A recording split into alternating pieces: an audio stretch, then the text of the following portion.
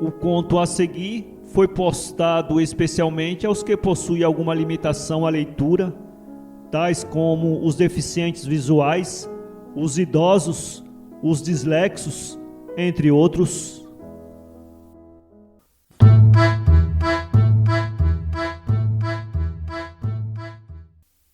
Este livro foi gravado mediante autorização da editora nos estúdios da Fundação Dorina Noio para Cegos.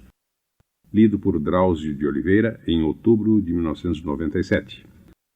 Tempo da Camisolinha, de Mário de Andrade.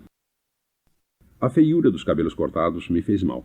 Não sei que noção prematura de sordidez dos nossos atos, ou exatamente da vida, me veio nessa experiência de minha primeira infância. O que não pude esquecer, e é minha recordação mais antiga, foi, dentre as brincadeiras que faziam comigo para me desemburrar da tristeza em que ficara por me terem cortado os cabelos, alguém, não sei mais quem, uma voz masculina falando: "Você ficou um homem assim."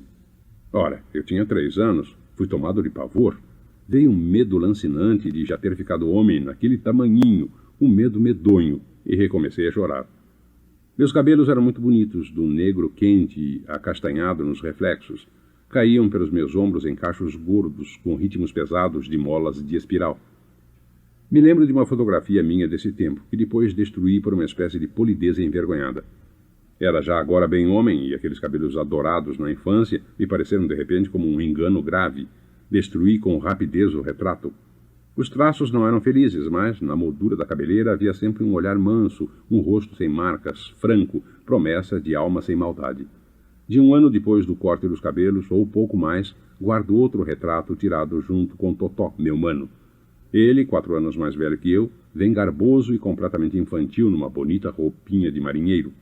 Eu, bem menor, ainda conservo uma camisolinha de veludo muito besta, que minha mãe, por economia, teimava utilizar até o fim. Guardo esta fotografia porque, se ela não me perdoa do que tenho sido, ao menos me explica, dou a impressão de uma monstruosidade insubordinada. Meu irmão, com seus 8 anos, é uma criança integral, olhar vazio de experiência, rosto rechonchudo e lisinho, sem caráter fixo, sem malícia, a própria imagem da infância. Eu, tão menor, tenho esse quê repulsivo do anão, pareço velho, e o que é mais triste, com os sulcos vividos descendo das abas voluptuosas do nariz da boca larga, entreaberta num risinho pérfido. Meus olhos não olham, espreitam. Fornecem às claras, com uma facilidade teatral, todos os indícios de uma segunda intenção. Não sei por que não destruí em tempo também essa fotografia. Agora é tarde. Muitas vezes passei minutos compridos me contemplando, me buscando dentro dela, e me achando. Comparava-a com meus atos e tudo era confirmações.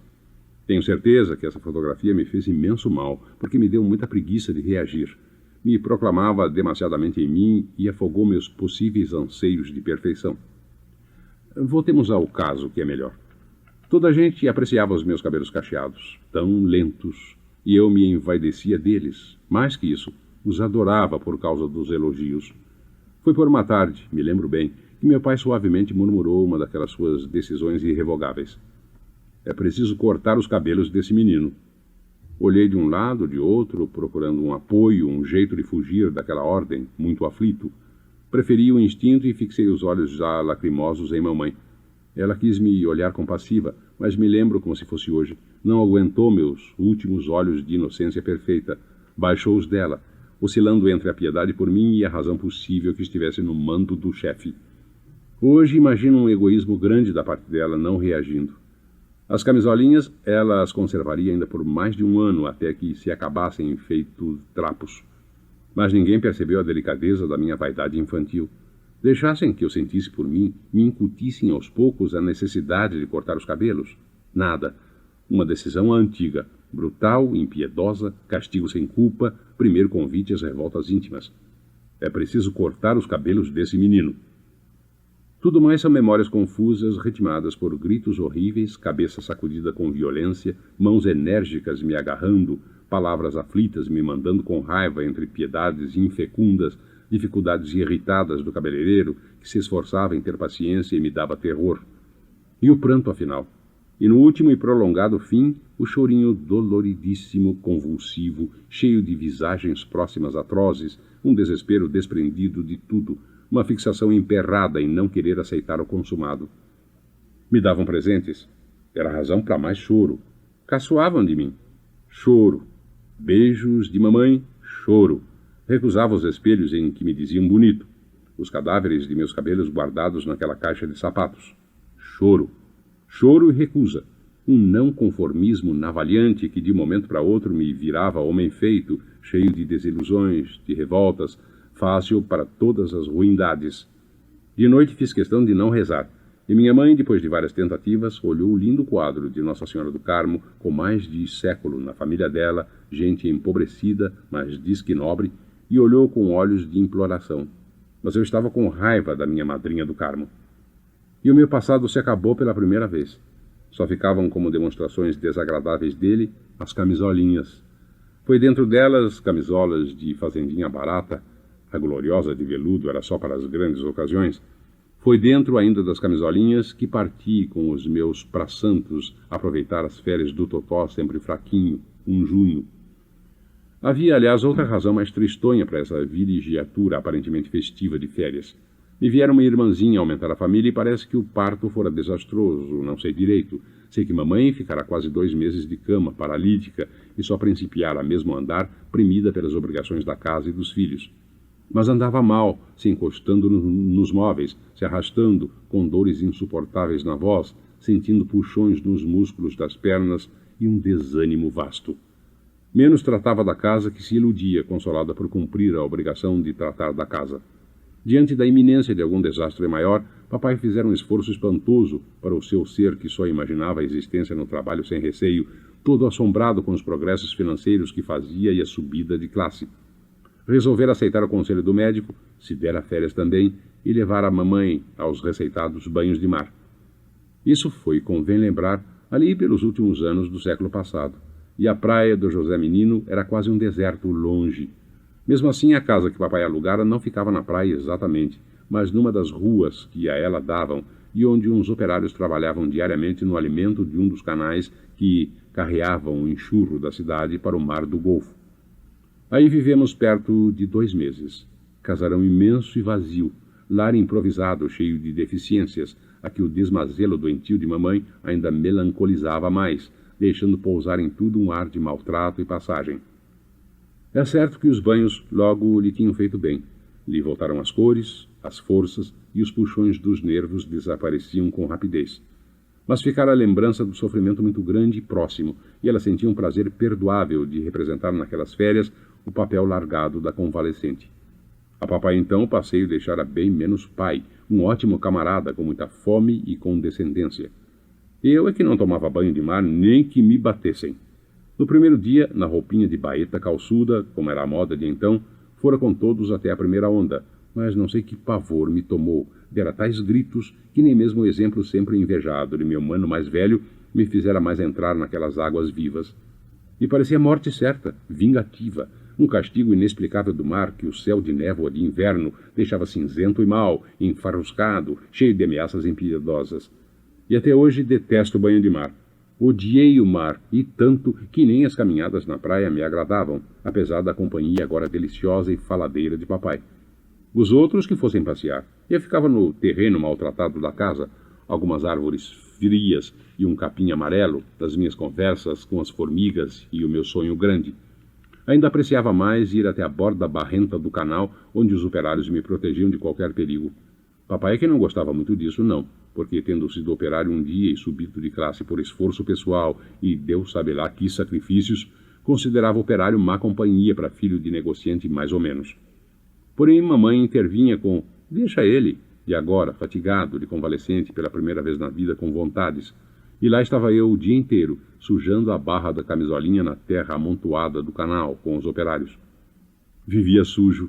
Muitas vezes agora até me faltavam por baixo da camisola as calcinhas de encobrir as coisas feias, e eu sentia um esporte de inverno em levantar a camisola na frente para o friozinho entrar.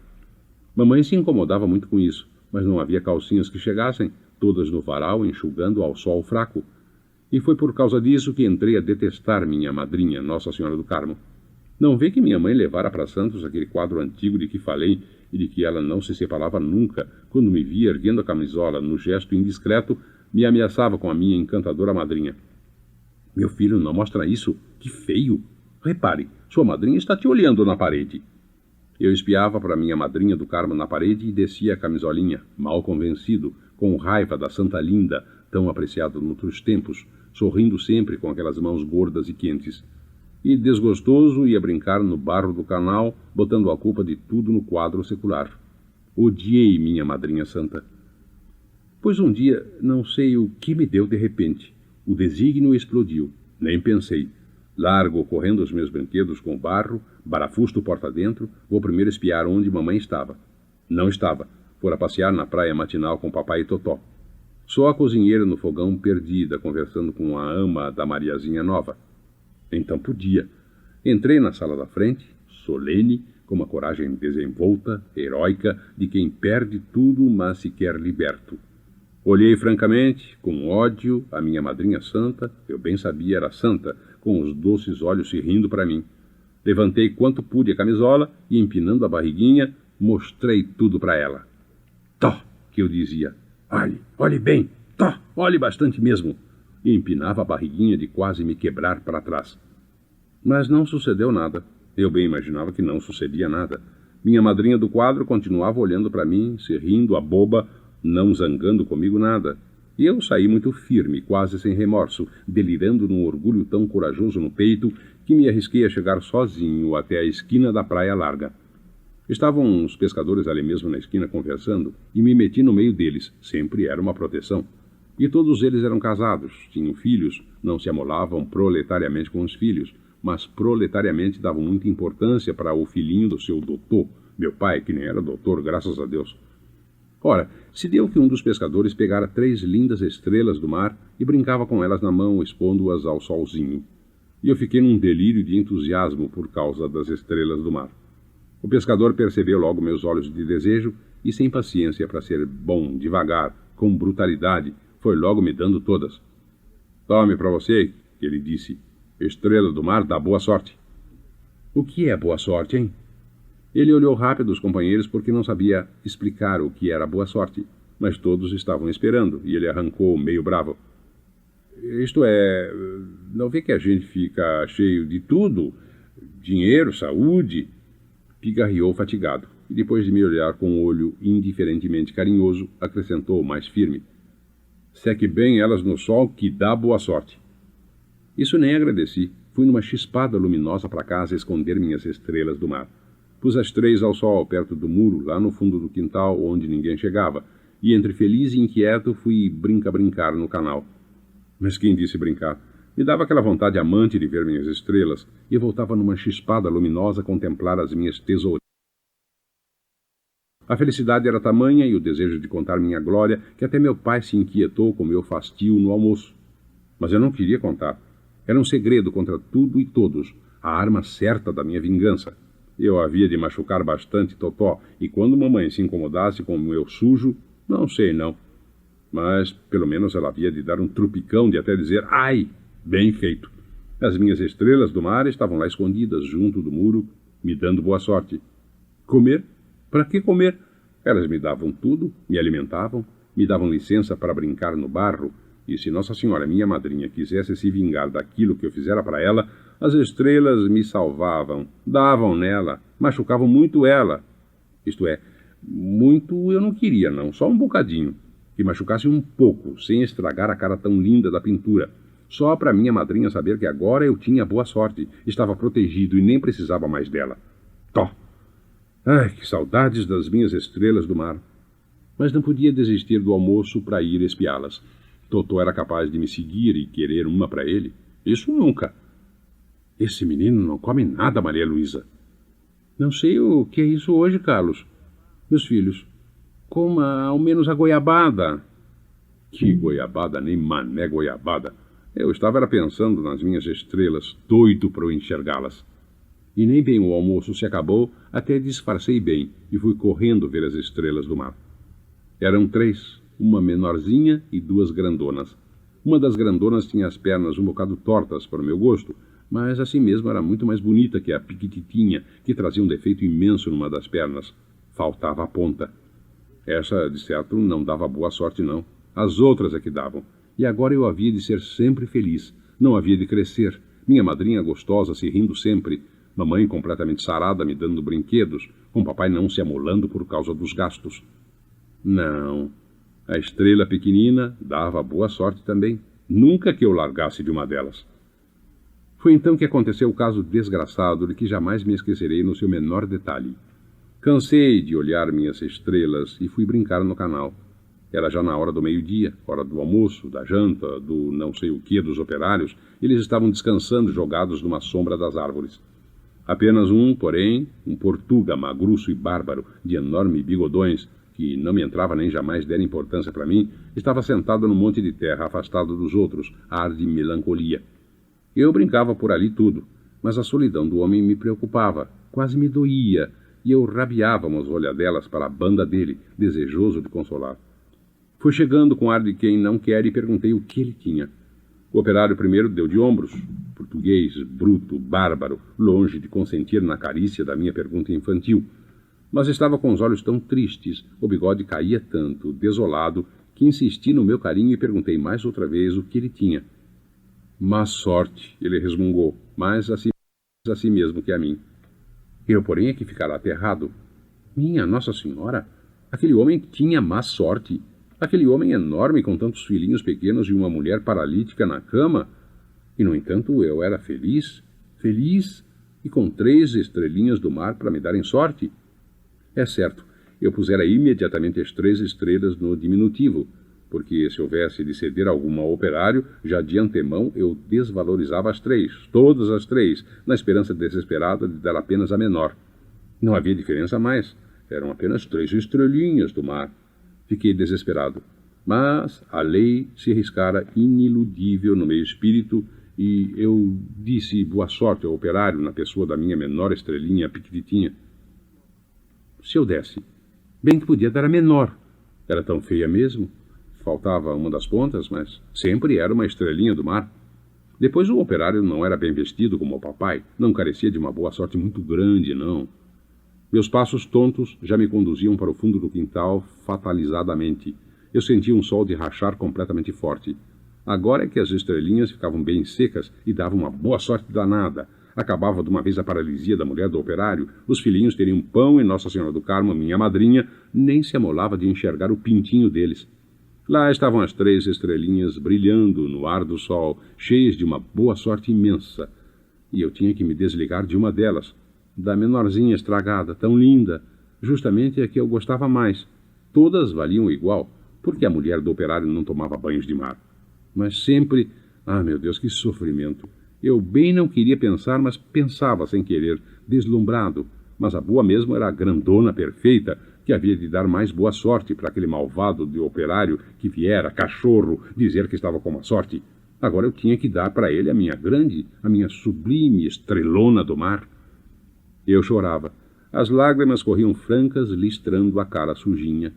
O sofrimento era tanto que os meus soluços nem me deixavam pensar bem. Fazia um calor horrível. Era preciso tirar as estrelas do sol, senão elas secavam demais. Se acabava a boa sorte delas. O sol me batia no coco. Eu estava tonto. Operário, uma sorte, a estrela paralítica, a minha sublime estrelona do mar.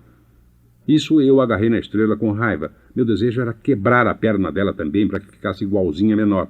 Mas as mãos adorantes desmentiam meus desígnios. Meus pés é que resolveram correr daquele jeito, rapidíssimos, para acabar de uma vez com o martírio.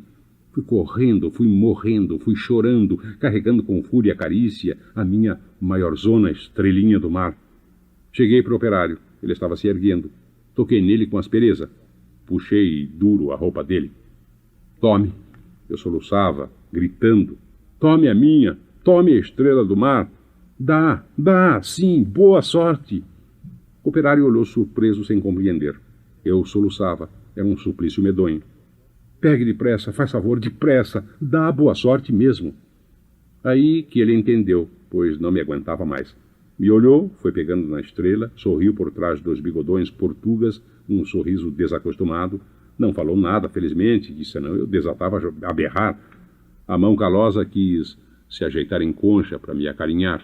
Certo, ele nem media a extensão do meu sacrifício, e a mão calosa apenas roçou por meus cabelos cortados. Eu corri.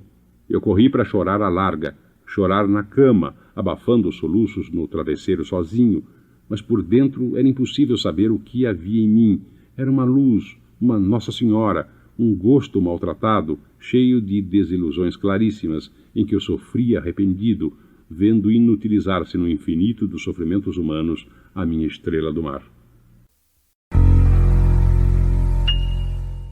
Para ler este conto, acesse www.poeteiro.com